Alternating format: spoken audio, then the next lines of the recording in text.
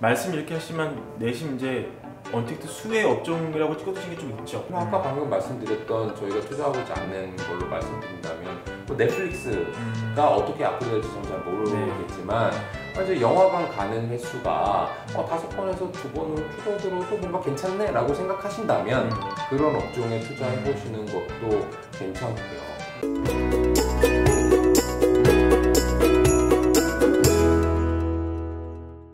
자, 그래서 이렇게 해외 주식을 공부를 많이 하셔서 사는 분도 있겠지만은 네네. 대부분 이제 직장인들은 그럴 만한 시간이 없죠. 사실 정성을 들이기 쉽지 않습니다. 그렇죠. 그래서 사실 펀드를 많이 하죠. 펀드. 네. 더 퍼블릭 투자자문 말고 많은 이제 해외 펀드가 있잖아요. 네. 어떻게 해야 좋은 해외 주식 펀드를 고를 수 있을지. 그 진짜 없어요. 진짜 없어요? 그러니까 요령이 없는 게 아니고 그 우리가 구매할 수 있는 펀드는 다 증권사라든지 펀드 닥터라든지 이런 데 들어가 보면 수익률도 나오고 뭘 갖고 있는지 나옵니다. 1,000원만 투자하셔도 분기마다 그쵸. 보고서를 받을 수 있거든요. 맞아. 받아보세요. 다 똑같아요. 왜냐하면 국내에서 해외 주식을 하는 펀드 매니저가 매우 적습니다. 해외는 자기네들이 직접 리서치할 수 없기 때문에 해외 지수라든지 또는 재간접이라고 해서 해외에 좋은 펀드들을 가져다가 이제 가입하는 형태로 만들어놔서 너무 건방진 얘기일 수 있지만 그 해외 주식 투자를 방식은 다르더라도 정말 기업을 리서치해서 내가 고객들의 돈을 투자해주는 종목에 대해서 자유롭게 심도 있게 토론할 수 있는 펀드 매니저 펀드가 있으면 저는 그분을 진짜 만나서 제가 배우고 싶을 정도로 그게 잘 없고요. 차라리 해외에 정말 유명한 펀드들이 있어요. 그 펀드들의 비싼 수수료를 내고라도 재간접 펀드에 가입하시면 그나마 그분들이 보는 시각이 약간 다르거든요. 그래서 그분들은 정말 종목을 공부해서 투자를 하는 경우가 있어요. 피터 린치라는 투자자가 피델리티 자산운용 출신입니다. 피델리티가 글로벌 어떤 펀드를 낸다라고 하면 저는 약간 믿을 수 있다 이렇게 생각하는 거고, 또 하나는 약간 섹터 베이스의 투자를 좀 했던 것 같아요. 예를 들면 어떤 자산운용의 소비재 펀드, 컨슈머 펀드 뭐 이런 식으로 소비재 펀드 같은 경우에는 거기에 뭘 들어있는지 내가 그거 코카콜라 내가 마셔볼 수 있는 건데 펩시에 비해서 맛이 있던데 어떤데 얘기할 수 있거든요. 그런 스토리텔링이 좀 될 수 있는 그런 것으로 한정을 지어보시면 그나마 괜찮을 것 같아요. 그래서 정리하면 외국의 오래된 자산운용사 펀드를 가입하세요. 그 다음에 거기에 있는 스타일 또는 섹터 베이스로 좀 집중된 것, 내가 자신감 있는 것들, 그런 것에 투자하시는 것이 상대적으로 나은 결론일 것 같아요. 알겠습니다. 자, 이제 해외 주식 얘기를 끝내고 이제 국내 주식 얘기를 좀 해보겠습니다. 얼마 전에 더 퍼블릭 투자자문이 하나투자증권이랑 손을 잡고 이 랩을 하나 만들었습니다. 자문용 랩이죠. 요거는 이제 최소 가입 금액이 3,000만 원이라고 해요. 근데 이걸 이제 어떻게 굴릴지를 얘기를 좀 들어보면 대표님이 국내 주식을 보는 철학을 좀 알 수 있을 것 같아요. 네, 저희는 하나투자증권뿐만 아니라 곳곳이랑 이 연계형 상품이라고 저희는 표현을 하는데 다 똑같이 저희가 최선을 다해서 운용을 합니다. 그래서 예를 들면 뭐 하나투자증권 랩이라고 해서 이렇게 운영을 하고 뭐 KB라고 해서 저렇게 운영을 하고 그렇지 않아요. 그럼 다른 점이 뭐냐? 결국에는 최소 가입 금액이 다른 거예요. 운영하고 계신 자문용 랩에는 주로 어떤 업종이 좀 많이 들어있어요? 업종으로 얘기하면 아마 인터넷 플랫폼, 모바일 포함해서 그 다음에 헬스케어, 그 다음에 컨텐츠 이런 회사가 대부분입니다. 저희는 아직 운용고가 작기 때문에 저희가 원하지 않는 업종이나 기업은 아예 안 담고요. 딱 10개만 한정해서 투자를 하는데 10개 종목이요? 네. 저희가 생각하는 투자 철학은 꾸준히 성장하는 산업 안에 있어야 되고요. 두 번째는 그 산업에서 뭔가 리딩할 수 있어야 됩니다. 세 번째는 그 리딩에서 성장할 때 매출액이 조금 성장해도 이익이 많이 성장할 수 있는 좋은 비즈니스 모델을 가지고 있어야 되거든요. 그거를 조금 이해하기 쉽게 말씀드리면 저희는 이래요. 말랑말랑한 업종이라고 표현을 합니다. 말랑말랑한 업종?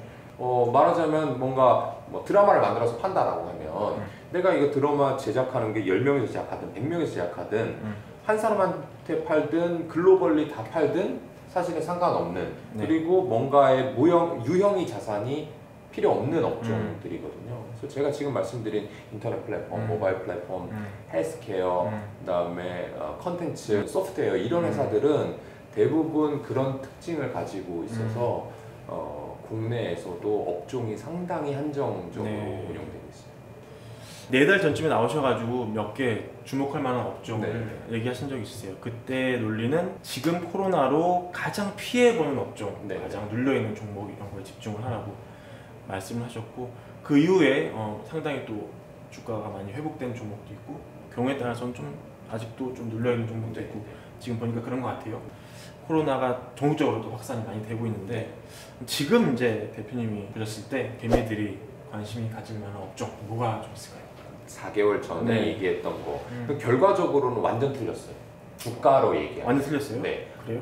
물론 이제 오른 종목도 네. 많지만 업종으로 결정을 하자면 제가 얘기했던 코로나 피해주와 반대로 언택트 수혜주 중에서 고르라 그러면 언택트 수혜주가 훨씬 많이 올랐고요. 말하자면 코로나가 아직 회복되지 않았기 때문인 거죠. 그렇죠. 우리나라는 어느 정도 이제 방역으로 막았던 것뿐이지 이게 완전히 없어지거나 우리가 백신으로 인해서 항체가 생긴 게 아닌 상황이라서 여전히 주가 퍼포먼스는 안 좋습니다. 그래서 네. 그 얘기를 다시 돌려서 생각하면 여전히 저는 그런 업종들에 대해서 주목해야 된다. 네. 이게 4개월 지났지만 아직 제가 생각하는 코로나가 회복됐을 때 이 회사가 어느 정도 돈을 벌 것이냐, 우리가 그런 제품과 서비스에 지갑을 열 것이냐에 대해서는 아직 덜 결정된 상황입니다. 매부리 제 뷰가 조금 달라진 건 예. 뭐냐면 언택트의 이 실체가 조금씩 보이고 있는 것 같아요. 그때는 언택트라고만 이름 붙여지면 그냥 주가 막 맞아요. 오르는 거죠. 네. 이제는 옥석가리가 많이 되고 있는 상황입니다.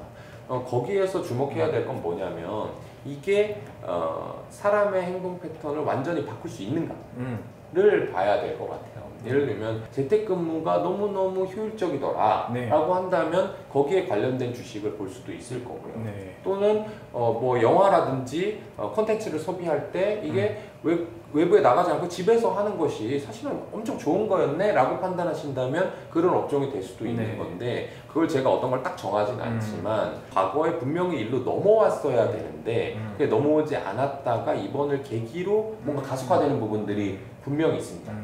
그런 부분에 대해서는 좀 주목해봐도 될 것 같아요. 말씀 이렇게 하시면 내심 이제 언택트 수혜 업종이라고 찍어두신 게 좀 있죠. 아까 방금 말씀드렸던 저희가 투자하고 있지 않는 걸로 말씀드린다면 뭐 넷플릭스가 어떻게 앞으로 될지 저는 잘 모르겠지만 이제 영화관 가는 횟수가 5번에서 2번으로 줄어들어도 뭔가 괜찮네 라고 생각하신다면 그런 업종에 투자해 보시는 것도 괜찮고요. 근데 이것들이 매우 조심하셔야 될 게 그 관련된 수혜주들이 상당히 많을 수도 있어요. 예를 들면 재택근무를 하는 데 있어서 뭔가 화상회의를 할 수 있는 앱이라든지 서비스 플랫폼들이 되게 많거든요. 근데 김현준이 재택근무 괜찮다고 하면 투자해보랬지. 근데 그 재택근무 서비스를 과연 다른 사람도 쓸 것이냐에 대한 검토가 매우 필요합니다. 알겠습니다. 그리고 지금 그때 이제 모셨을 때는 아마 지수가 1600 정도 했을 겁니다. 네. 좀 많이 쌌을 때죠. 네. 지금 이제 2400 정도 가고 있는데 지금 다시 주춤거리고 있는 그런 형국입니다. 그래서 이 1400 타이밍을 놓친 투자자들이 지금 누군가는 벌써 투자를 많이 하셨을 거고요. 누군가는 조금 지수가 조정될 때를 기다려서 들어가는 걸 기다리시는 분도 있을 거예요. 유동성이 워낙 많으니까. 다시 이제 투자를 저울질하는 AB 투자자분들이 있다면 뭐 최적 타이밍 같은 게 있다면 그걸 제가 코스피 지수로 말씀드릴 수는 없어요. 네. 그걸 시기로 말씀드릴 수도 없어요. 근데 최적 타이밍이라 네. 하는 거는 본인한테 달려 있습니다. 본인이 공부를 하고 투자하느냐 아니면 그냥 돈을 벌기 위해서 당장 베팅하듯이 하느냐에 따라서 달려 있습니다. 올해 상반기 기준으로 코스피가 20% 정도 이상 하락했을 때 네. 근데 그럼에도 불구하고 잘 나가는 주식, 잘 나가는 펀드는 항상 있어요. 이 얘기는 그거를 내가 골라낼 수 있는 능력이 있냐 없냐지 지금 장이 오르니까 나는 지금 들어가서 다 같이 돈 벌겠다. 네. 아마 이 보시는 분들 중에 동학개미 운동 때 똑같이 들어갔지만 돈을 못 버신 분도 분명히 있을 거예요. 그거랑 같은 겁니다. 네. 근데 이런 답을 원하지 않으실 거기 음. 때문에 제 생각을 한마디만 드리면 네. 장이 세게 올라가고 할 때는 네. 이게 쉽게 꺾인다고 생각하는 편은 아니에요. 네. 그래서 지금 좀 그렇지. 이제 떨어지는 거 아니야? 많이 올랐으니까 그럴 때는 실제로 잘 안 떨어진다고 생각하는 게 통계적으로 좀 더 편한 그렇군요. 것 같습니다. 그래서 저는 주식시장이 좀 더 오를 여지가 음. 충분히 남아있다. 지금은 오히려 그렇게 생각하고 뭐 흔히 얘기하는 건강한 조정이라고 볼 수도 있고요. 네. 그래서 마지막으로 투자자분들에게 꼭 이 말씀 좀 드리고 싶다.